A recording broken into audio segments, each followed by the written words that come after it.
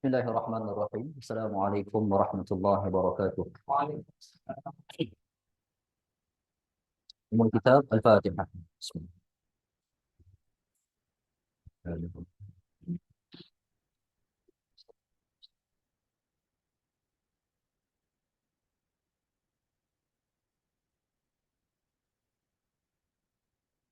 Innal hamdalillah nahmaduhu wa nasta'inuhu wa nastaghfiruh wa nu'minu bihi wa na'udzu billahi min shururi anfusina wa min sayyiati a'malina. May yahdihillahu fala mudilla lahu wa may yudlilhu fala hadiya lahu. Asyhadu an la ilaha illallah wahdahu la syarika lah wa asyhadu anna Muhammadan abduhu wa rasuluhu amma ba'd. Alhamdulillah, kita rapat lagi syukur kita kepada Allah Subhanahu Wa Taala. Kita masuk pada hari ini bab yang berikutnya. Setelah pada kelas kita yang lalu kita menghabiskan bab mengenai solat sunat yang diakhiri dengan solat sunat duha. Dan telah kita sebut kalau kita nak ulang kaji balik daripada solat rawatib hari itu, dia yang paling afdal ialah menunaikan solat fardu. Solat fardu tu isyarat Allah Ta'ala yang paling afdal ialah subuh dan juga asar. Lepas tu bab solat rawatib pula ada lebih kurang 20 rakaat yang muakkad campur yang ghair muakkad. Tapi yang paling afdal ialah solat sunat subuh dan solat sunat qabliyah zuhur. Lepas tu Ibnu Hajar dibawa masuk pada bab solat sunat tahajud yang malam-malam tu kan. Tahajud ni dia lebih afdal berbanding rawatib. Tapi sebab rawatib tu dia mengiringi solat fardu, jadi bab rawatib dulu baru bab solat tahajud. Nombor 2, solat sunat subuh dan selepas sebelum zuhur, qabliyah zuhur. Kan? Yang 4 rakaat tu. Kemudian Imam Ibnu Hajar bawa kepada bab solat tahajud. Tahajud ni yang paling afdal ialah apa? Witir. Witir tu dia punya keafdalan tu sampai agama izinkan buat awal. Untuk yang khuatir tak bangun tahajud, boleh buat seawal lepas fardu isyak kita kan. Bilangannya mesti ganjil lah. Yang dalam hadis yang sebut 1 ataupun 3 rakaat ataupun 5 rakaat. Habis bab solat tahajud tu dengan witir paling afdal tu, barulah ada bab solat sunat duha. Jadi duha ini dia solat sunat yang baik, ada kelebihan-kelebihan dia.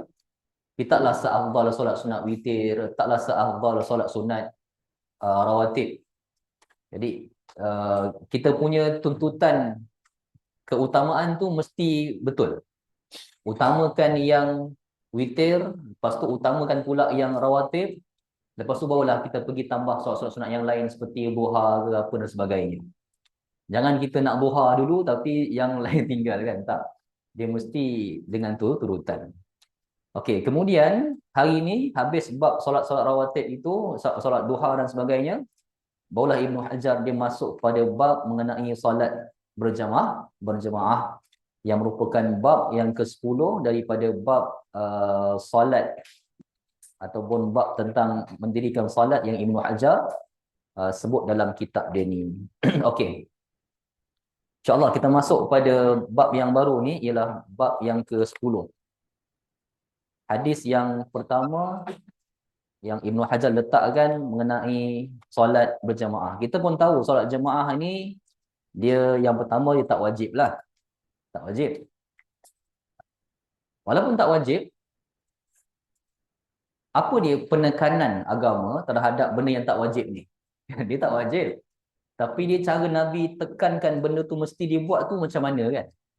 Kita mesti tahu. Maknanya walaupun tak wajib, tapi dia penting tak?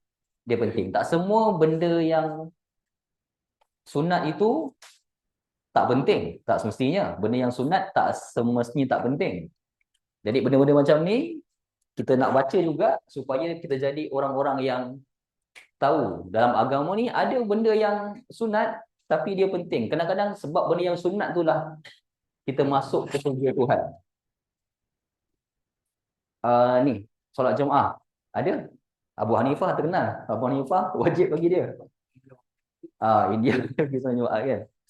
Um, dalam agama ini Nabi pernah iktiraf satu orang sahabat datang kat Nabi SAW kan. Dia kata, Rasulullah, aku nak buat yang fardu. Solat wajib semua aku nak buat. Dan aku nak buat kebaikan, aku tak nak usik dosa. Yang sunat-sunat ni, yang wajib ni nak buat semua, tak tambah tak kurang.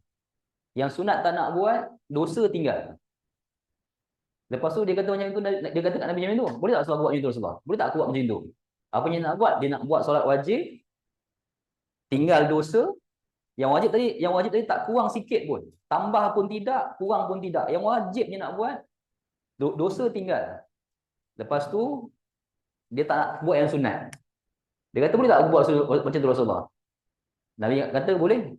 Lepas tu dia pun berlalu kan. Sahabat Nabi tanya kat Rasulullah, betul ke apa dia buat tu? Nabi kata, kalau betul straight dia boleh buat macam tu, wajabat alaihil jannah, wajib ke atas dia syurga.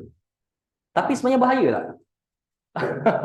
Sebenarnya bahaya. Yang hadis tu dia nak menunjukkan satu benda yang asas lah. Dia minima requirement satu orang nak pergi syurga Tuhan ialah buat yang wajib, tak tambah tak kurang pun.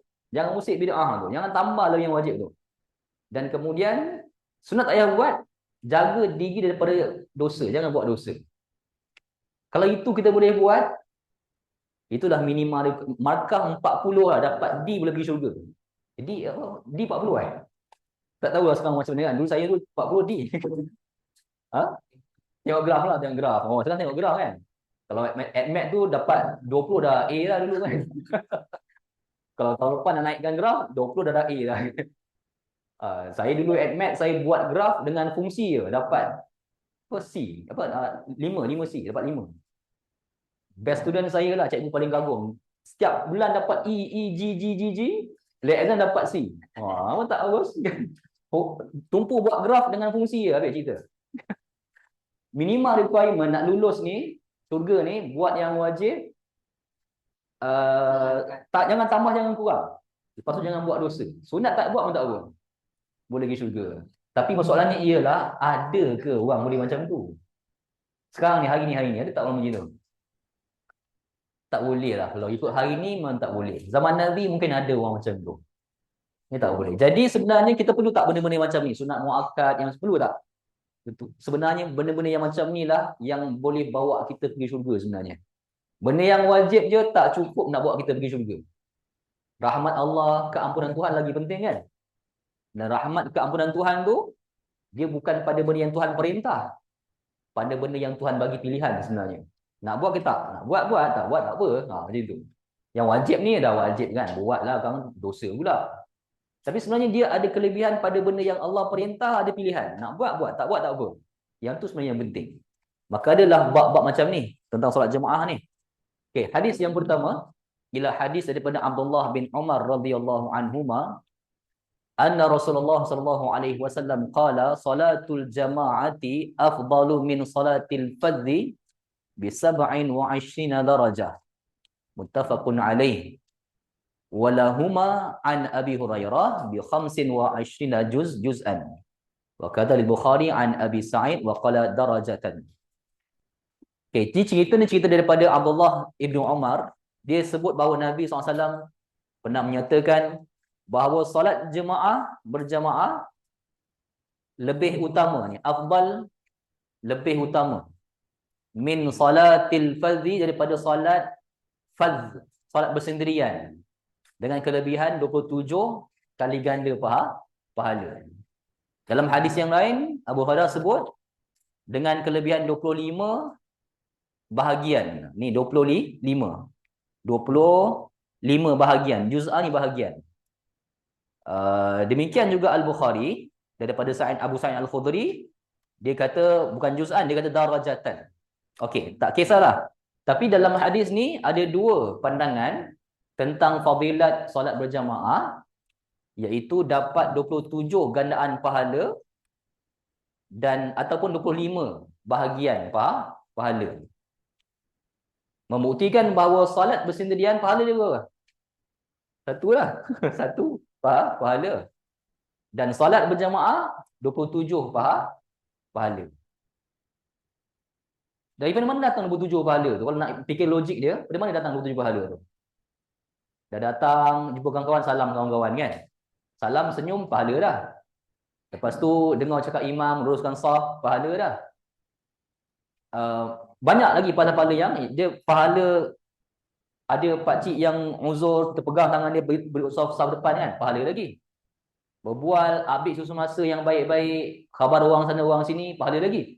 So himpun-himpun pahala tu Allah bagi lamsam dapat 27 gandaan pahala. Jadi kalau tak buat pun, kalau pergi sembahyang jemaah tanpa buat kebaikan-kebaikan lain pun, sembahyang jemaah tu sendiri dah menghimpunkan 27 pahala. Kan, jadi ini kelebihan solat berjamaah. Dalam perincian mazhab, ya.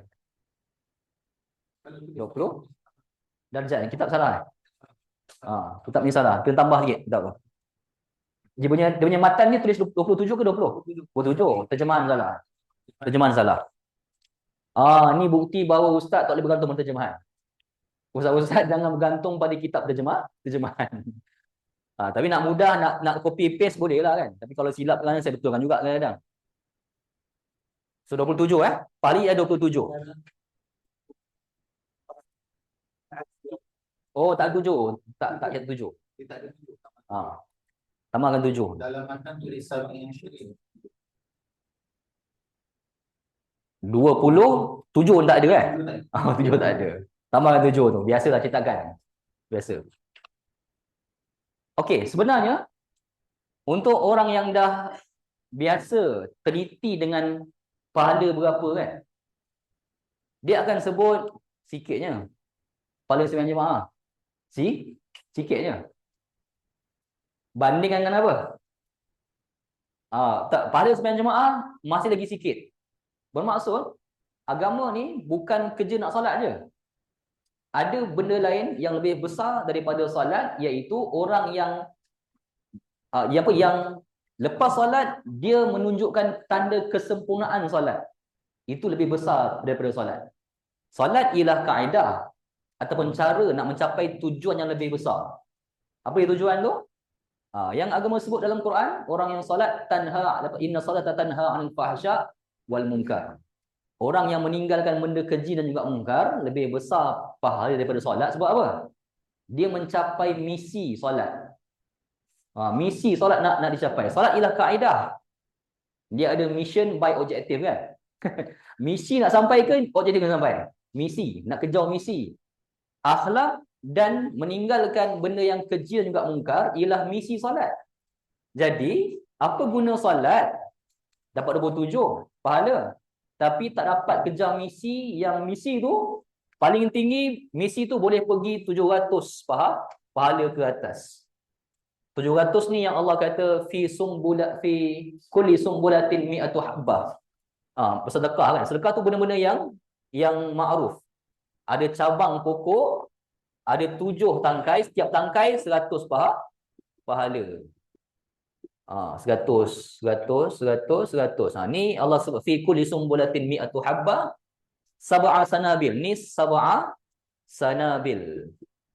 Ini pokok yang ada 7 tangkai. Setiap tangkai 100 dia punya gandaan. 7 tangkai 700. Ini surah Al-Baqarah ayat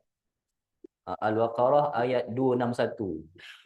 Sebab tu Tuhan kata, sebab tu dalam Quran bila Allah perintah solat dengan perkataan aqimus solat, tak pernah pisah dengan perkataan wa atuz zakah.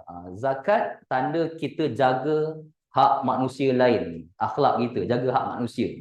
Solat ialah wasilah kita mencapai tujuan mentaati perintah Tuhan. So 27, nak banding 27 pahala solat dengan 700. Kan? Orang yang waras akal akan nampak besarnya 700 berbanding 27. Jadi perlu buat 27 solat jemaah, dan kesempurnaan ni ialah mesti gapai 700 pahala. Demikianlah agama. So kita nampak yang ni. Nampak 700. Malam Al-Qadar. Nak nampak 1000 ke nak nampak 10? 1000. Orang yang teliti kan, dia akan kejar untuk dapat 1000 bulan. Orang yang tak teliti, dia akan kejar 10 hari terakhir. 10 je hari terakhir nak kejar. Untuk orang yang waras kan, gandaan pahala dia 1000 bulan. Jadi, untuk orang yang waras, sangat kacang bagi dia nak korbankan 30 hari untuk beribadah. Sebab apa? Dia punya ganjaran besar sangat. 1000 bulan. Orang yang dia fikir tak berapa nak tinggi IQ dia kan.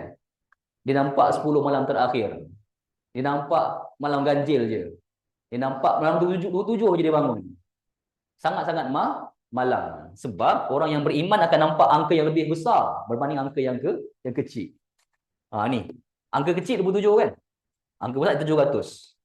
Dia buat 27 dan dia mesti dapat dengan 700 ni. Iaitu orang-orang yang menjaga hak semua manusia dengan akhlak. Jaga hak manusia dengan akhlak dia. Akhlak orang solat, dia berakhlak mulia. Okey. Jadi, apakah fiqh hadis ni? Fiqh hadis ni menyatakan bahawa sah tak sembahyang seorang-seorang? Sah lah. Cuma pahala tak dapat 27. Betul je? Kalau sembahyang jemaah, pahala 27. Kemudian, dalam hadis ni, dia menyebut tentang keutamaan solat berjamaah dan pahala yang didapat gandakan oleh Allah Subhanahu Wa Taala. Ya? Orang perempuan, macam mana dia nak menggapai pahala 27? Macam ni, orang perempuan dia tak digalakkan ke masjid sangat. Seperti mana orang lelaki kan. Dia macam ni, orang perempuan, bila datang satu waktu 7 hari sebulan, dia akan ada haid yang tak boleh dia solat. Semasa dia tak boleh solat, macam mana cara dia nak menandingi pahala solat orang lelaki? Satu boleh, solat pergi jemaah. Satu kan? Sebenarnya kan, kalau orang perempuan solat juga masa haid, berdosa ke pahala? Dosa lah. Jadi, dengan cara tak solat, pahala tak? Dapat pahala. Orang perempuan memang mudah betul dapat pahala kan. Duduk diam-diam. Ni waktu haid tak boleh solat, duduk diam, dapat pahala dah. Dapat pahala. Sebab ikut perintah Allah. Macam itulah juga orang perempuan tak pergi ke masjid sebab ikut perintah Rasul yang taklah menggalakkan sangat orang pergi ke masjid banding orang lelaki. Jadi orang perempuan kat rumah, abang tak pergi masjid ke? Mana anak-anak lelaki mak tak pergi masjid? Dia buat satu usaha untuk menggalakkan semua ahli rumah tangga dia yang lelaki ke masjid. Di situ sahaja dah lebih 27 pahala dia dapat dah. Lebih 27 pahala dia dapat. Ada fuqaha yang kata sebenarnya orang perempuan boleh ke masjid seperti biasa macam orang lelaki pergi sembahyang jemaah. Ada juga yang kata macam tu kan. Tapi tak apalah. Yang penting memang dalam isyarat beberapa sunnah Rasul adalah beberapa perkara yang Nabi SAW sebut tentang kemungkinan kecil fitnah-fitnah boleh berlaku di masjid kalau orang perempuan ada. Okey. Jadi orang perempuan boleh ke masjid, cumanya taklah segalak sangat dengan macam taklah digalakkan sangat seperti mana orang lelaki. Kesimpulannya boleh bawa orang perempuan ke masjid, tak ada masalah. Okey, selesai hadis yang pertama ni. Sembahyang seorang-seorang boleh, satu pahala lah. Sembahyang jemaah 27 pahala. Okey. Hadis berikutnya ialah hadis daripada Abu Hurairah radhiyallahu anhu. Anna Rasulullah sallallahu alaihi wasallam qala wallazi nafsi biyadihi laqad hamamtu an amura bi hatabin fayuhtatab thumma amura bis salah fayu'adzana laha thumma amura rajulan ummal nas thumma ukhalifu ila rijalin la yashhaduna as-salah fa uharriqa alaihim buyutahum walladhi nafsin biyadihi law ya'lam ahaduhum annahu yajidu 'arqan saminan aw mirmatain hasanatain la syahidal isya'a muttafaqun alaih wa lafdhu lil Bukhari. Okey. Hadis ni ialah hadis yang Nabi sebut semasa perintah solat dan solat berjemaah turun dalam Al-Quran kan. Bila perintah tu turun, agama nak tegaskan keperluan solat berjemaah ni seolah-olah macam wajib pula sembahyang Jumaat tu. Sebab perintah baru turun. Perintah baru turun. Para sahabat ni, mereka kan, para sahabat ni sebenarnya banyak isyarat dalam Al-Quran. Sebelum perintah suatu kebaikan tu turun, mereka dah ada kehendak nak buat dah kebaikan tu. Datang jumpa Rasulullah, tak ada wahyu turun ke tentang hal sekian-sekian untuk nak support kebaikan tu. Dia dah tanya dulu.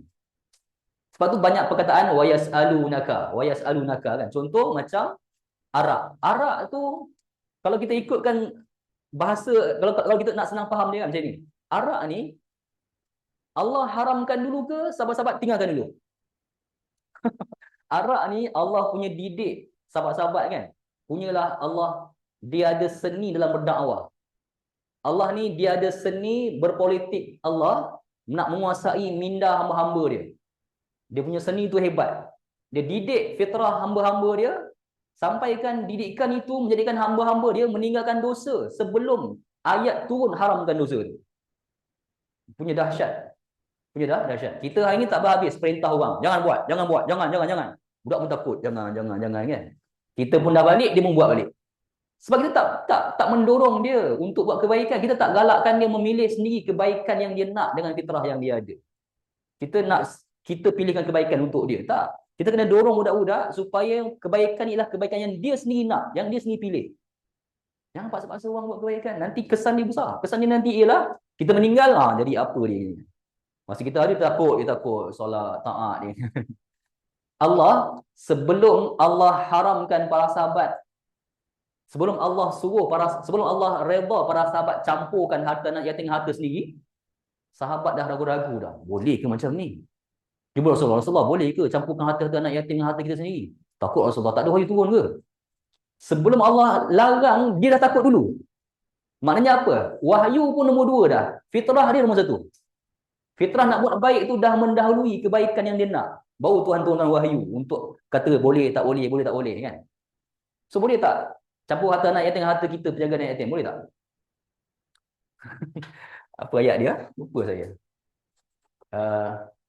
Macam ni ayat dia ialah ni. Wa yas'alunaka 'anil yatama. Wa yas'alunaka 'anil yatama. Qul islahul lahum khair. Ni. Qul islahul lahum khair. Qul islahum lahum khair. Fa in tukhalituhum fa ikhwanuhum. Tengok Tuhan kan. Allah kata kepada para sahabat, dibolehkan untuk kamu lah untuk campur harta anak yatim harta kamu. Contoh macam ni kan. Kita ada jaga 2 anak yatim. 5 orang anak yatim kat rumah kita jaga kan. Harta arwah ayah dia tu kat rumah kita jaga kan. Nak belikan makan untuk dia, kita jaga dia kat rumah. Anak kita 2 orang. Nak beli ikan kat kedai garam, susah tak nak asing-asingkan duit? Duit anak yatim. Ikan kita, duit kita kan. Susah tak? Susah. Nak kena beli kuali 2, minyak 2, peti ais pun 2. Sebab tak nak campur. Beras pun 2. Ni beras anak yatim, ni beras anak aku. Susah tak?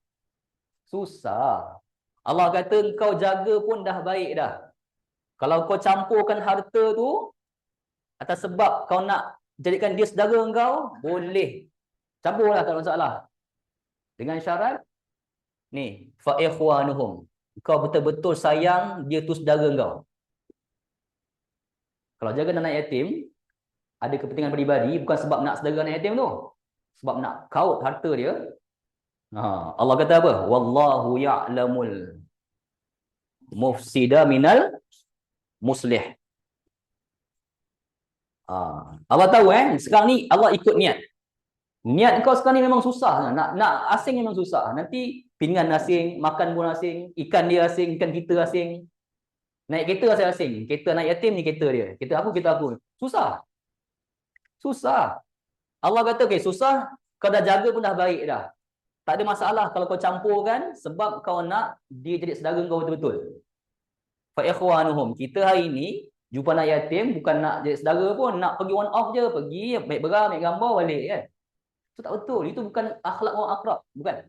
Itu akhlak orang kebanyakan. Akhlak YB tak pula macam tu. Akhlak orang akrab macam ni. Jumpa anak yatim, sampai anak yatim dia kenal. Makcik ni, dia kenal. Dia ada masalah, dia call makcik, ada masalah. Mak bergaduh. Dia call kita sebab dia tahu dia macam saudara kita dah dia ni. Itu sebenar-benar penjaga anak yatim. Bukan one off baik gambar, sosok gambar. Bukan. Yang sosok gambar tak apalah. Tapi orang akrab mesti macam ni. Anak yatim. Fa ikhwanuhum. Kalau macam ni, kita punya akhlak, nak campur harta dia yang kita jaga pun tak apa. Pasal Allah sebut. Allah tahu kau jangan nak temberang. Allah tahu kau ni perosak harta anak yatim ke pemelihara harta anak yatim. Allah tahu. Wallahu ya'lamul mufsida minal muslih. Allah tahu kau perosak ke penjaga yang baik. Allah tahu. Jaga anak yatim 5 orang, anak seorang aja, beli MTV, Starex ataupun apa Velfire ke apa kan. Sebab apa ni dia jaga anak yatimnya. Orang bagi derma banyak-banyak untuk jaga anak yatim, dia beli Velfire untuk dia ke untuk anak yatim sebenarnya? Untuk dia kan. Tuhan tahu tak dia tu mufsid? Tuhan tahu. Dia tu perosak, Tuhan tahu. Dia jagalah. Pasal Allah kata, walau sya'allahu la'anatakum. Kalau Allah nak kau asing, Tuhan boleh suruh asing. Tapi susah, Tuhan tak nak macam tu. Tuhan nak kau senang. Wallahu perosak dengan pemelihara, pembaik atau pemelihara yang baik. Dia sebenarnya isunya ialah apa? Isunya ialah ni, sahabat ni wa yasalunaka anil yatama. Isunya ialah sahabat ni dia dah mendahului kebaikan sebelum wahyu turun untuk buat kebaikan tu. Power tak sahabat? Memang dahsyat ni ke? Memang dahsyat. Kebaikan tu dia dah boleh fikir dengan akal sendiri lah sebelum wahyu turun lagi. Dia dah ada macam fitrah dia. Macam boleh ke buat macam ni ya? Takutlah, salah ni. Dia dah macam tu lah. Baru Tuhan wahyu, it's okay, kau boleh buat. Sebab kau orang salih, kau boleh buat. Tuhan sebut macam tu. Banyak lagi isyarat Tuhan macam ni. Banyak. Perkataan yas'alunaka, mereka bertanya pada kau wahai Muhammad tentang sedekah. Mereka tanya pada kau wahai tentang anak yatim. Mereka tanya tentang khamr wal maisir. Semua sahabat-sahabat tanya dulu. Rasulullah, tak ada ke wahyu turun nak haramkan arak ni? Susah. Macam tu. Baru Allah turunkan arak haram. Dia dah mendahului kebaikan sesuatu tu. Baru wahyu tu turun. Kita wahyu dah turun pun tak ikut. Tu bestnya kita. Ni macam ni. Ayat ni Nabi punya bayangan, bukan Nabi nak buat tau, tapi Nabi bagi tahu kan. Masa wahyu baru turun nak suruh wajibkan nak suruh sembahyang jemaah, Nabi kata apa tau? Demi Allah yang menguasai jiwa aku lah. Ikutkan hati aku ni kan. Aku ni nak suruh orang kumpulkan kayu. Lepas tu suruh orang azan. Lepas tu aku nak suruh seorang lelaki jadi imam untuk solat jemaah. Habis kau nak buat apa Rasulullah? Aku nak tahu aku nak buat apa? Aku nak pergi cari siapa tak pergi sembahyang jemaah, aku nak bakar rumah dia. Dengan kayu-kayu tu. Jadi perintah macam ni kan, sahabat-sahabat dengar perintah macam ni, Nabi bukan nak pergi bakar rumah orang. Nabi dibangkitkan bukan untuk nak bakar rumah orang. Tak. Tapi Nabi SAW dibangkitkan untuk nak bagi penegasan atas perkara yang penting. Hukum tak wajib sembahyang jemaah ni. Still lagi sunat muakkad. Tetapi Nabi sebut masa di bawah diturunkan, Nabi kata dia nak bakar rumah orang yang tak pergi solat jemaah. Bukan Nabi betul-betul nak bakar, tapi Nabi nak bagi tahu kena pergi solat berjamaah. Para sahabat Nabi kan, sebelum Nabi buat arahan macam ni, mereka pun tengok sembahyang jemaah tak? Tak. Wahyu dah turun, mereka taat, pergi sembahyang jemaah. Dan Nabi sebut hadis ni lepas tu. Para sahabat pening. Siapa yang berani-berani sembahyang jemaah ni? Dia pening. Dalam keadaan tak ada orang penting sembahyang jemaah, sesuka hati, tapi Nabi sebut macam ni. Sebenarnya, masa hadis ni Nabi lafazkan, para sahabat macam pening kepala, macam pelik. Ada ke orang berani sembahyang jemaah? Zaman-zaman macam zaman dulu tu, zaman-zaman para sahabat, mereka rasa pelik. Ada ke Rasulullah berani sembahyang jemaah ni yang pelik? Zaman hari ni kan, kita nak sembahyang jemaah yang pelik. Kita tengah makan kan. Hari ni Selasa pula kan. 12.30 habis, tengah-tengah makan kan. Tiba-tiba je ada ramai orang keluar. Asal keluar ramai ni? Maknanya dia pelik tengok keluar ramai pukul 1. Padahal nak kita sembahyang jemaah. Dia pula pelik tengok orang. Zaman dulu, sahabat-sahabat dengar hadis macam ni, Dia pening, dia pelik. Ada ke orang berani penting sembahyang jemaah? Terbalik zaman tu kan? Sebab terbalik. Macam hadis yang fiqh kita baca dulu, Nabi sebut, jangan kamu buang air dalam air yang bertakung. Para sahabat dengar, ada ke orang yang akhlak macam tu, berani buang air kecil dalam air bertakung? Siapa yang buat kerja tu hari ni? Siapa yang berani kencing dalam swimming pool? Siapa? Sahabat dulu pelik. Ada ke orang berani nak buang air kecil dalam air bertakung? Kesian ke orang lain ambil wuduk apa semua, dia pergi kencing dalam air bertakung tu. Hari ni kadang-kadang kawan-kawan kita yang lelaki lah. Itulah kerja dia orang. Orang lelaki tahu benda ni. Kadang tengah-tengah dalam dekat laut, tengah berenang kat laut kan. Tepi-tepi kawan dia tu kan, dia relax je. Dia kocok-kocak air kat kawan dia. Astaghfirullahaladzim. Zaman tu berlaku tak? Hari ni berlaku. Tapi semasa Nabi sebut hal tu, para sahabat rasa pelik. Ada ke orang ni buat macam tu? Ada zaman ni lah.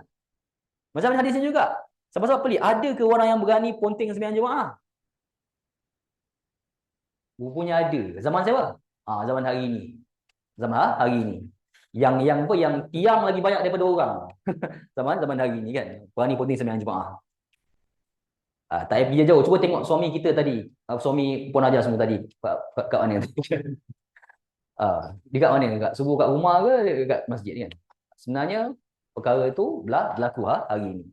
Okey. Nabi SAW dalam hadis ni bukan bertujuan nak bakar rumah orang tak, tapi tujuan nak memberikan penegasan dan juga amaran tentang solat berjamaah. Yang kata-kata hari ni solat jemaah ni kepentingan dia tu hadir kepada ramai orang yang dah berusia, dah pencen di masjid kan. Masa muda-muda pergi tak? Tanya balik semua. Masa muda-muda pergi tak? Kalau muda-muda tak pergi, alhamdulillah sekarang dah pergi. So kerja kita ialah didik generasi muda supaya jangan jadi macam kita dulu. Jangan jadi macam ayah. Ayah dah buruk macam ni, baru nak pergi. Kena pergi sekarang. Pahala dia besar. Okey. So hadis ni ada macam-macam fiqh dia. Antaranya ialah Nabi SAW bersumpah dengan nama-nama Allah. Nabi kata tadi kan, ni.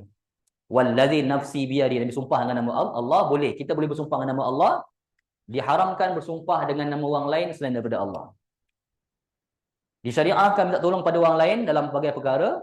Okey, hadis ni menunjukkan bahawa boleh melantik seseorang jadi imam sekalipun ada orang yang lebih utama daripada dirinya selagi tindakan tersebut mengundangi maslahah. Mana hadis ni yang sebut tadi? Ni Nabi kata, aku ni kalau boleh nak suruh satu orang azan. Lepas tu aku nak lantik satu orang kumpulkan kayu api. Lepas tu aku nak lantik satu orang jadi imam, orang ramai. Masa dia jadi imam, semua orang tengah semayang, aku nak pergi cari rumah-rumah orang tak semayang.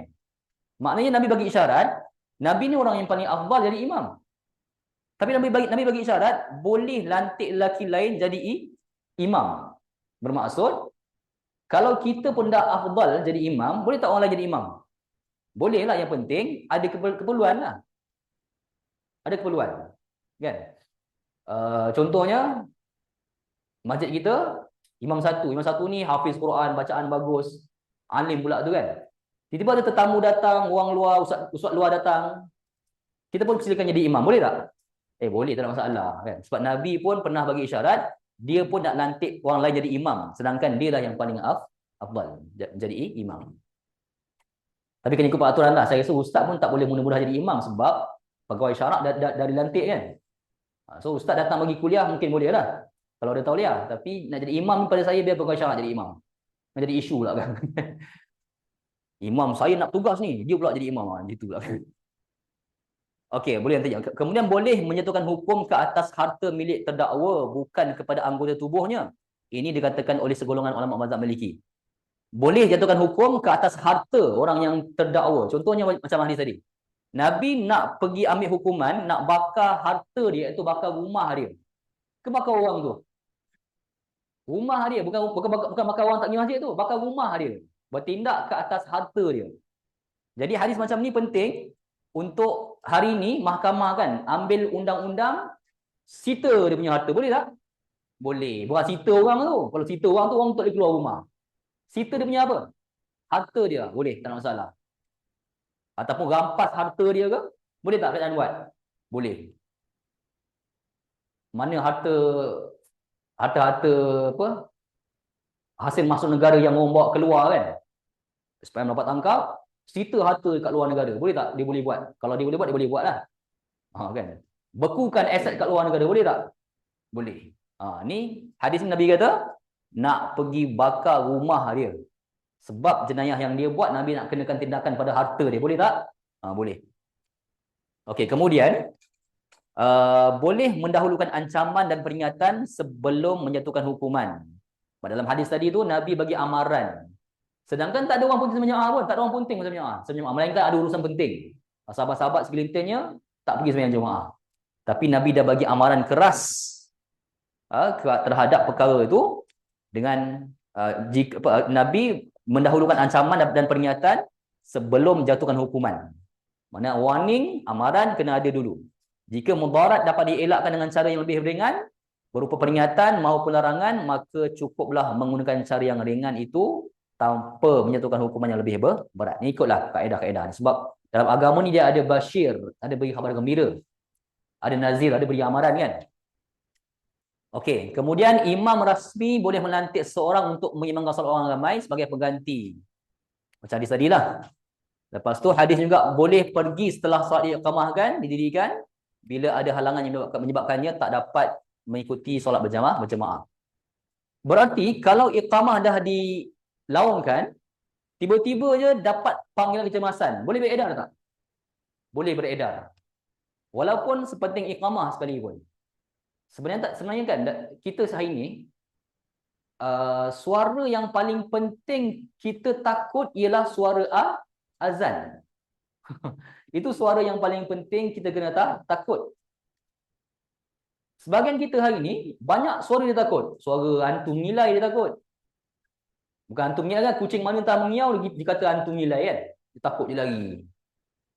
Masa azan dia lari tak pergi masjid. Dia tak lari pun kan. Jadi hari ni banyak manusia dia terbalik benda-benda yang patut dia takut, dia balik. Dalam hadis tadi tu ada ijtihad fuqaha menyatakan bahawa seseorang itu bila dah dengar azan ataupun iqamah, sepatutnya dia bergegas untuk menyahut seruan Tuhan. Tapi boleh tak dia tak pergi kalau ada urusan yang penting? Bolehlah. Ni boleh seseorang itu pergi setelah solat iqamah bila ada halangan yang menyebabkan dia tak dapat ikut solat berjemaah. Macam Nabi tadi kan. Nabi ni nak cegah benda mungkar ni. Jadi orang kamat pun Nabi tak pergi. Nabi terus keluar masjid, bawa kayu yang dah pesan pada orang suruh cari tadi, bawa kayu nak pergi cegah mungkar. Siapa tak semayang ni? Tak semayang berjemaah tu ialah benda mungkar. Tak solat berjemaah ialah benda mungkar. Tetapi kita faham di atas urusan hari ini mana dia waktu yang kita dibolehkan untuk meninggalkan sembahyang jemaah. Saya faham benda tu. Memang kita pun akui. Seperti waktu zuhur kan. Kerja kadang terlambat. Kaedah dia agama ajar macam ni. Kaedah dia kalau nak tinggal sembahyang jemaah. Kita qasad niat dalam hati kita pukul berapa nak sembahyang hari ni jemaah. Contohnya, ya Allah hari ni pukul 1:30 ni sekarang meeting apa semua tak sempat ni nak sembahyang jemaah ni. Ya Allah 3:30 sekarang nak sembahyang jemaah kat surau dengan kawan-kawan. 3:30 kita pergi. Itulah solat jemaah kita yang pahala sama macam solat jemaah kat masjid. Itulah benda yang saya pesan masa rider-rider ni, rider Grab semua ni kan. Kadang-kadang dia buat perjumpaan rider ni kan mengerikan je perjumpaan dia. Dengan motor-motor dia tu dia panggil ustaz tang ceramah kan. Kita pun takut ni dah benda dia nak buat. Dia nak tanya tentang hukum hakam rukhsah yang ada untuk kerja seperti mereka. Saya kata kat dia orang, Tuhan suruh cari rezeki. Tapi pada masa yang sama Tuhan juga suruh berhenti solat. Itu dulu. Tuhan suruh cari rezeki. Pada masa sama Tuhan juga suruh berhenti untuk solat. Bentangkan pada mereka. Ayat cari rezeki berapa banyak? Ayat syariah Allah berapa banyak? Lagi banyak ayat syariah ke cari rezeki? Syariah lagi banyak daripada cari rezeki. Perintah-perintah Allah untuk dukung agama lagi banyak daripada perintah cari rezeki. Lepas tu baru kita sebut rukhsah yang ada lah. In case tengah cari rezeki, rukhsah apa yang ada? Tengah-tengah nak hantar, tiba-tiba je ada order sampai kan? Order sampai. Kena cepat. Kalau tak ni dia cancel, kita rugi. Qasad dalam hati kita, ya Allah, habis dia hantar order ni, pukul 2, nak sembahyang zuhur berjemaah. Berhentilah kat mana masjid, pukul 2 tu itulah sembahyang jemaah kita, pahala sama macam orang datang awal sembahyang berjemaah. So agama raikan tak? Agama raikan. Mana-mana orang yang ada keperluan, agama raikan untuk melewatkan sikit kadar yang dia rasa untuk solat jemaah. So jadi pesan saya pada ustaz-ustaz, jangan bully orang yang tak sembahyang jemaah dengan sangkaan bukan-bukan. Jangan. Itu bully tu. Bully bukan kat sekolah je tau. Bully bukan kat sekolah je. Bully ni berlaku dalam banyak hal. Cikgu pun kena bully kat media sosial. Kena bully. Ustaz kadang kena bully juga. Netizen bully dia dekat Facebook. Kadang dia pula bully orang lain. Hukum macam-macam. Hukum asyik dosa masuk neraka je. Banyak bully sekarang ni. Jangan. Ustaz-ustaz jangan bully orang yang tak pergi sembahyang jemaah. Bagi dia harapan bahawa dia boleh dapat pahala dengan menguruskan kehidupan dia dengan cara yang baik. Okey. Boleh seseorang yang berada dalam rumah, boleh seseorang yang berada dalam rumahnya dikeluarkan selagi ada alasan yang dibenarkan untuk berbuat demikian. Jika orang itu bersembunyi dalam rumah dan berdegil tak mahu keluar rumah, maka dibolehkan melakukan cara apa pun untuk mengeluarkannya. Sebab tadi Nabi dah buat apa? Nak bakar rumah tu. Kalau nak bakar rumah tu, orang tu keluar tak? Orang tu keluar kan? Baru boleh bakar rumah dia. Jadi dalam bab ini, ada orang yang degil, bakar rumah dia keluar lah. Boleh, maknanya seolah-olah agama nak bagi tahu harta dia boleh dilupuskan kalau dia tak mengikut syariah. Harta tu pun bukan dia punya kan, Tuhan yang punya harta tu. Okey, lepas tu boleh hukum pelaku kejahatan dan kemaksiatan dengan cara yang bersifat mengejut tanpa pengetahuan terlebih dahulu. Yang penting dah bagi amaran. Sila.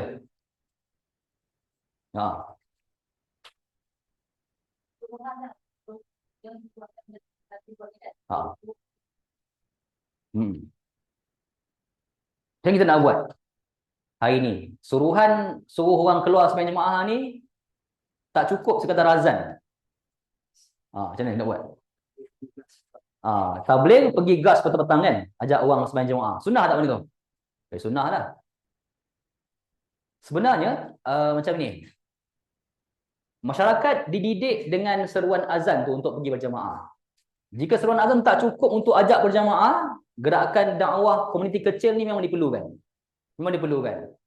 Tak semua benda kita nak harap pada kerajaan untuk buat. Ada sebahagian benda yang kita sendiri boleh buat dan juga usahakan untuk pupuk minat manusia untuk solat berjamaah. Dan pada saya sebenarnya, semua benda ni boleh dipusatkan pada sebuah institusi yang namanya ialah AJK Masjid. AJK Masjid nak kena buat apa? Nak kena meeting, nak guna duit macam mana? Nak kena buat program Islam Mi'raj ke macam mana? Duit yang ada ni kan, AJK Masjid, duit yang ada dulu, patutnya ialah nak buat apa? Gerakan usaha dakwah untuk mengajak masyarakat solat berjamaah. Dia bersekal sekejap kan, betul kan? Tak apalah macam tu. Tapi itu kaedah tu macam tak tahan lama tak tahan lama. Pada saya gerakan dakwah yang bersifat komuniti kecil tu boleh diusahakan, macam yang tabligh buat gas tu kan. Itu lagi bagus sebenarnya. Cerita tentang kepentingan, pupuk kesedaran masyarakat. Jangan paksa orang untuk buat kebaikan, jangan paksa. Nanti dia akan tahan sekejap je. Okey, habis hadis ni. Hadis berikut yang ketiga ialah hadis daripada Nabi, daripada siapa? Daripada Abu Hurairah radhiyallahu an. Nabi berkata, "Athqalus salati 'alal munafiqin salatul isya wa salatul fajri, walau ya'lamuna ma fihima la atauhuma walau habwan." Muttafaqun alaih. Apa maksud habwa? Mengangkat. Perkataan baru nampak. Okey, ni hadis Abu Hurairah. Nabi sebut dalam hadis ni supaya kita ni meninggalkan sifat dan juga akhlak orang-orang munafik, iaitu mereka sangat-sangat kelesa. Apa maksud kelesa? Malas nak pergi solat Isyak dan juga solat subuh. Orang-orang munafik memang mereka malas nak pergi Isyak dan juga subuh. Tapi saya rasa hari ni kalau orang munafik Yahudi tu ada, subuh dengan Isyak pun dia pergi. Sebab apa? Sebab ada lampu. Dulu mereka tak pergi subuh dengan Isyak sebab apa? Gelap, tak nampak. So tak berbaloi pergi, orang tak nampak muka. Orang munafik dia tunjuk muka. Dia tak ikhlas, nak tunjuk muka. Salah, Waalaikumsalam. Maksud oi, semayang ni bagus dia ni. Macam tu. Dia suka. Benda ni boleh berlaku masa Zuhur, Asar dengan Maghrib. Maghrib tak gelap sangat lagi, nampak lagi muka. Isyak ni dah gelap. Alah, tak baloi pergi. Tak ada kameraman nak rakam. Tak baloi pergi kan. So dia pun tak pergi. Isyak dengan subuh tak pergi. Sebab apa? Sebab tak dapat kepentingan peribadi. Tak dapat. Private interest tak ada. So dia tak pergi. So saya kata kalau mereka ada sekarang ni, setiap waktu dia pergi tak agak? Pergi. Sebab lampu dah ada, terang, orang nampak, dia pergi. CCTV pun ada kan, lagi dia pergi. So, sebenarnya kita kena insaf. Tak pergi solat sembahyang jemaah ni, dia dah ada sifat orang-orang munafik. Dah ada sifat orang Yahudi yang suka tak pergi solat berjemaah, pergi pun terpaksa. Okey. Nabi sebut dalam hadisnya, solat yang paling berat bagi orang munafik ialah isyak dan juga subuh. Kalau mereka tahu pahala yang terdapat pada dua-dua solat itu, nescaya mereka akan mendatanginya sekalipun terpaksa datang dalam keadaan merangkak lah pergi sembahyang jemaah. Bermaksud besarnya pahala solat berjamaah dan besarnya dia punya kesan kebaikan pada kita. So hadis ni dia anjurkan solat isyak dan subuh berjemaah di masjid. Dan hadis ni bermaksud boleh meredah kesukaran demi pahala. Ni kan. Merangkak lah. Yang penting boleh pergi sembahyang berjamaah. Hujan sikit, walaupun ada kelonggaran tak payah pergi sembahyang jemaah kalau hujan, kalau terlampau panas. Jadi kita kena fikir balik. Walaupun rukhsah tu ada untuk tak pergi sembahyang jemaah kalau hujan, panas, terlampau sejuk ke, tak payah pergi pun tak apa. Kita kena fikir. Kalau pergi kerja pun sanggup masa hujan, pakai baju sejuk. Kalau sembahyang jemaah, hujan sikit tak payah pergi ke, nak kena pergi juga. Didik iman tu untuk apa? Untuk pergi solat berjamaah. Hadis ni larangan untuk meniru sikap orang-orang munafik sebab mereka ni rajin ponting sembahyang berjamaah. Hadis berikutnya ialah hadis Abu Hurairah. Seorang yang buta datang kepada Nabi SAW. Lalu dia bertanya, wahai Rasulullah, aku tak jumpa seseorang yang dapat membimbing aku datang ke masjid. Dia buta. Dia kata, Rasulullah, aku tak boleh pergi masjid. Tak ada orang nak pimpin aku pergi ke masjid. Mendengar tu Nabi kata apa? Nabi beri keringanan kepada dia untuk tak datang ke masjid. Masa nak balik, dia nak balik, Nabi SAW memanggil dia semula. Lalu Nabi sebut, adakah kau boleh dengar azan untuk solat? Dia jawab, ya. Nabi kata, penuhilah seruan azan itu. Okey, maksudnya apa dalam hadis ni? Orang yang tak boleh pergi masjid sebab sesuatu musibah, kaki sakit ke, lumpuh kat rumah ke kan, kaedah dia nak dapat pahala berjamaah di masjid dengan cara apa? Azan je, terus siapkan diri seperti mana dia pergi ke masjid. Sama, maknanya kalau dia lumpuh ataupun dia tak boleh pergi ke masjid atas apa-apa urusan, ataupun dah 12.30 dah, hujan lebat. Kan? Kalau seperti biasa, pukul 1 tu dia dah ready nak sembahyang zuhur. Hari ni pukul 1 hujan lebat. Kat rumah ni nak buat apa? Hujan lebat. Tidur ke? Oh, tak sembahyang jemaah ni. Tidur. Sebab hujan lebat. Sebenarnya, orang yang tak pergi sembahyang masjid, boleh tak dapat pahala macam pergi sembahyang masjid? Boleh. Dengan cara apa? Dengan cara dia bersiap-siap nak dirikan solat berjamaah kat rumah, macam dia bersiap-siap nak dirikan solat jemaah kat masjid. Sebab tu hadis ni, Nabi izinkan yang buta ni tak pergi ke masjid sebab dia buta, tak ada orang nak pimpin dia kan. Nak bawa pergi tak ada orang lagi dah. Nabi kata, kau dengar tak azan? Dengar Rasulullah. Penuhi tuntutan azan. Maknanya penuhi tuntutan maknanya apa? Seawal azan dah berkumandang, ready lah siap-siap kat rumah untuk solat. Kalau zuhur tu, ready lah siap-siap kat rumah untuk zuhur, qabliyah dia macam mana. Seperti biasa yang kau buat kat masjid.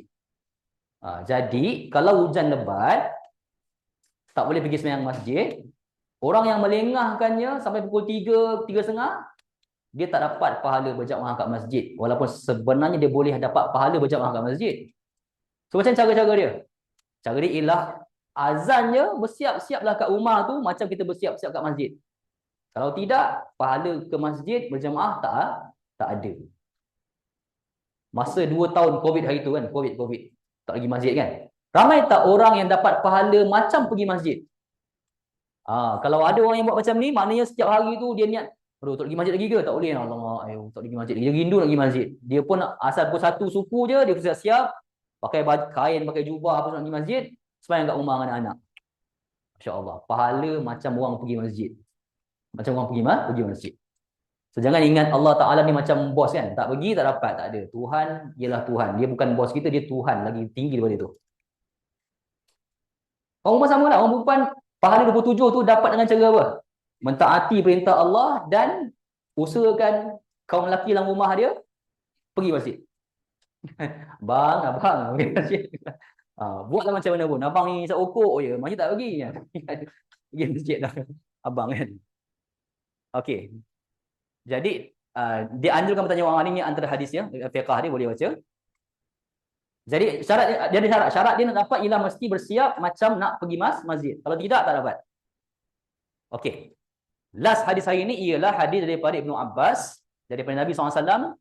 Siapa yang dengar azan falam ya'ti fala salata lahu illa min uzrin.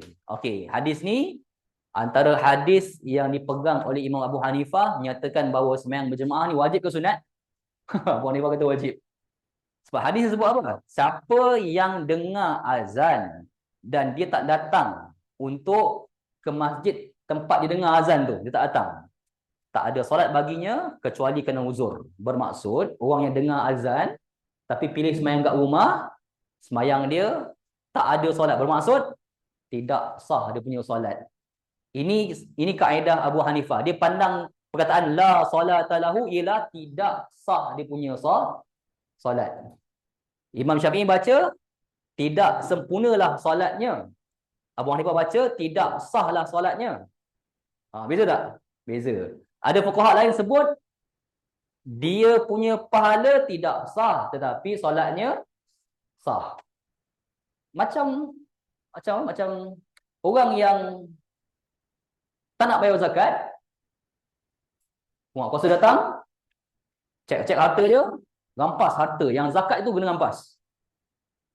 Tapi tak nak bayar. Jadi, dia punya zakat tu sah tak? Sah. Dapat pahala tak? Tak dapat. Sebab apa tak dapat pahala? Dia tak ada niat nak bayar zakat. Nampak aku zakat, aku dah cek duit banyak, aku bayar zakat pula. Tiba-tiba pegawai kerajaan datang, ambil zakat dia kan. Ambil zakat dia. Macam Nabi dengan para sahabat buat. Mana-mana tak nak bayar zakat, macam Abu Bakar buat. Tak nak bayar zakat, Abu Bakar pergi kejar. Ambil harta-harta dia yang kena zakat tu. Dia muka nyampah ya kan. Jadi pahala tak dapat, tapi zakat tu sah tak? Sah. Macam ni jugalah. La solata lahu, pahala tak dapat, tapi sembahyang dia sah tak? Sah lah. Tapi Abu Hanifah baca la solata lahu bermaksud apa? Tidak sah solat dia. Berarti sembahyang tu sia-sia. Tapi kena sembahyang tak? Kena sembahyang, tapi sembahyang tu sia-sia. Macam denda Tuhan nak bagi. Dalam kes lain yang hadis apa tu? Hadis siapa yang pilih nasib tak diterima sembahyang dia 40 hari. Dia pun dah main tilik nasib semalam, pergi kat mesin tilik nasib, dia main tilik nasib. Kan, jumpa bomoh tilik nasib. Besok dia jumpa hadis tu. Hadis ni kata siapa yang jumpa bomoh tilik nasib tak sah 40 hari sembahyang. Oh, tak boleh sembahyang lah aku esok. Macam tu ke? Tak.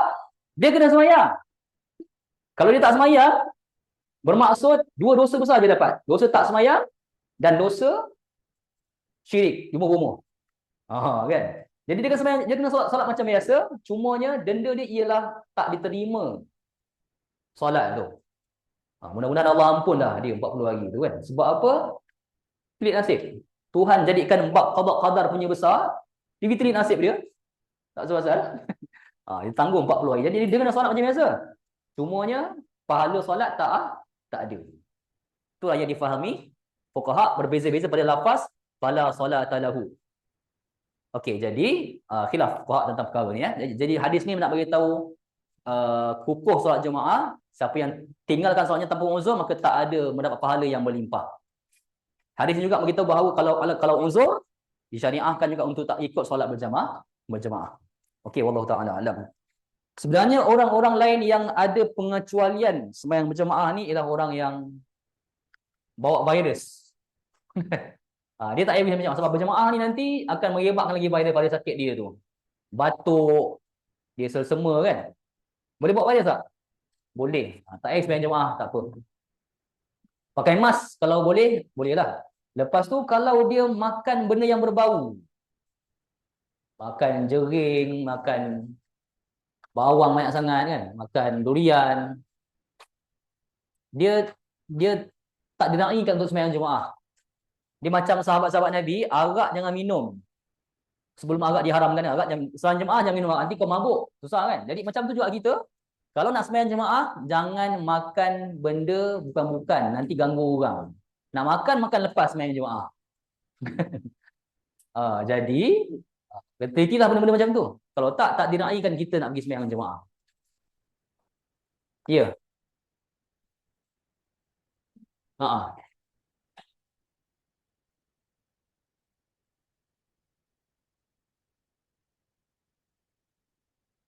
Okey. Hmm.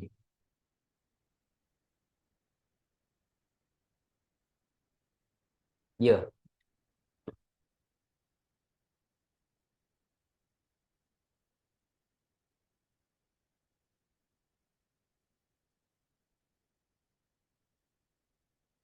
Oh, okey. Hmm.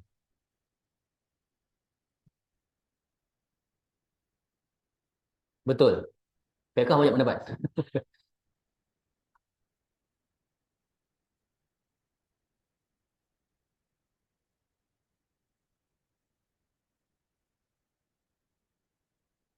Okey. Untuk soalan pertama tadi kan, satu orang yang nak solat berjamaah tapi tak mampu sebab ada benda yang menghalang, dia mesti berniat solat jemaah tu azan je dia mesti siap-siap untuk ready solat kat rumah. Adakah kalau dia bersendirian dapat pahala berjamaah? Kalau ikut hadis Nabi tadi dapat. Sebab dia punya niat tu menyampaikan pahala berjamaah dia. Hadis Nabi yang lain sebut man hamma bihasanatin falam ya'malha katabahallahu lahu hasanatan kamilatan. Nabi kata siapa yang dah berniat nak buat satu kebaikan tapi tak dapat buat kebaikan tu, Tuhan bagi dia satu pahala kesempurnaan yang sempurna kan. Orang yang dah niat nak pergi haji, tak pergi lagi, baru nak pergi meninggal dah kawan tu. Tuhan bagi pahala haji yang sempurna untuk dia walaupun tak pergi haji lagi. Macam tu juga orang yang dah berniat pergi masjid, tak dapat pergi pula, dia seorang-seorang kat rumah. Pahala pergi masjid berjamaah juga untuk dia. Lagilah besar pahala kalau dia ajak isteri dia, anak-anak dia berjamaah sekali dengan dia kat rumah, besar lagi pahala dia. Soalan kedua, sebenarnya fiqh ni banyak pendapat, bukan pendapat ustaz tau. Pendapat para mujtahid yang dah berijtihad dulu, tu banyak. Ustaz punya pendapat tak dikira pendapat. Takkan saya nak kata saya dengan Bukhari ni khilaf. Bukhari kata macam ni, saya kata macam ni. Boleh terima? Apa label saya dengan Bukhari? Tak, saya bukan mujtahid. Yang mujtahidnya ialah Bukhari. Yang mujtahid ialah Imam Muslim. Yang mujtahid ialah Imam Syafi'i, Imam Ahmad. Mereka sesama mereka tu khilaf, kira mujtahid khilaf lah. Tapi boleh tak saya khilaf? Saya dengan Imam Syafi'i, saya khilaf dengan Imam Syafi'i. Boleh tak? Tak boleh. Ustaz tak level langsung dengan Imam Syafi'i kita. Jadi yang khilaf ni ialah para fuqaha yang besar-besar ni. Jadi ustaz-ustaz dia bacakan khilaf-khilaf para fuqaha. Fiqh memang banyak khilaf. Jadi apa jawapan? Orang perempuan ni sepatutnya pergi masjid ke kat rumah? Anak dara kan? Anak dara yang ada rupa ke, yang tak ada rupa ke, elok sembahyang kat rumah. Dia qiyas pada hadis Nabi tak bagi orang perempuan pergi kubur, terutamanya sebab apa tak pergi kubur?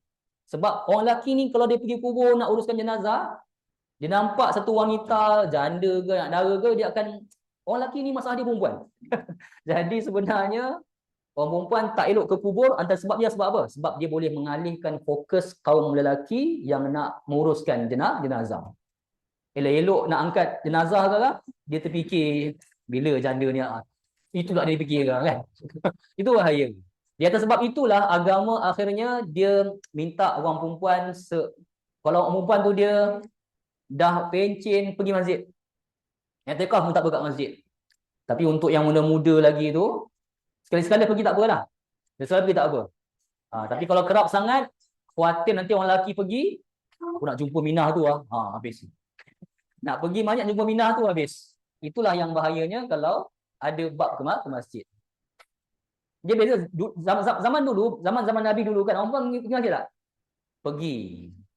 Aisyah mengakui bahawa kunna fi ahdi Rasulullah sallallahu alaihi wasallam idza sallamna minal maktubati qumna.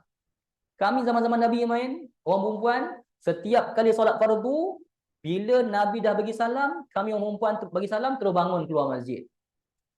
Maknanya Aisyah bagi tahu, minal maktubat, kami orang perempuan setiap kali solat fardu, pergi masjid tak orang perempuan solat fardu? Pergi. Zaman Nabi dia pergi. Tapi dia punya etika sangat terjaga. Saya sendirilah etika terjaga. Orang perempuan ni Nabi dah bagi salam, macam mana Nabi dah bagi salam? Lepas orang perempuan bagi salam, orang perempuan bangun terus keluar. Lepas tu orang lelaki keluar. So pertemuan lelaki perempuan boleh elak tak? Elak. Saya hari ni masjid yang saya tengok laluan keluar masuk tak kondusif, tak efisien untuk orang perempuan, saya tak payah bagi. Saya tak payah pergi. Sebab apa? Contoh macam kat tempat saya kan, ada sebuah masjid laluan lelaki perempuan bertembung. Saya kata kat isteri saya tak payah pergi, masjid ni tak payah pergi. Pergi masjid sana. Sebab laluan tu lebih selamat untuk orang perempuan. Laluan tempat yang lain daripada orang lelaki lalu. Jangan ada pertemuan. Benda tu penting, dia etika. Sebab nak jaga mata satu kaum yang tak boleh tengok perempuan. Kaum tu ialah kaum yang banyak lagi tanggungjawab hari ni.